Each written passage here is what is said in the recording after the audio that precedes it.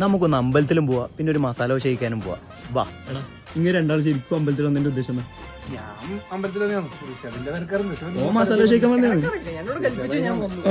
ആദ്യം തന്നെ നമ്മൾ വന്നത് നമ്മൾ തൃച്ചംബരം അമ്പലത്തിലേക്കായിരുന്നു. അമ്പലത്തിലെ ചുറ്റിക്കറക്കെല്ലാം കഴിഞ്ഞിട്ട് നേരെ മസാല ദോശ നമ്മണ്ട്. 1 2 3 കിട്ടി. അങ്ങനെ നമ്മൾ നേരെ പോയത് ചെറുക്കിലെ വസന്തകാറിലേക്കാണ്. എടാ മസാല ദോശ നീറോസ്റ്റാ. പക്ഷെ എന്നാ പറയണ്ടടാ. അങ്ങനെ നമ്മൾ ഓർഡർ ചെയ്ത ഗോബി മഞ്ചൂരി മസാല ദോശ എത്തി. സത്യം പറഞ്ഞാൽ വിശപ്പുണ്ടോന്നോ അതോ ടേസ്റ്റ് ഉണ്ടോന്നോ നല്ല ടേസ്റ്റ് ഉണ്ടായി ഫുഡ്.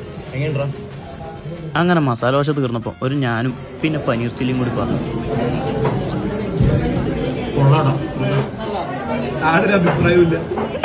കിട്ടില്ല ഫുഡായിരുന്നു കിട്ടാത്ത.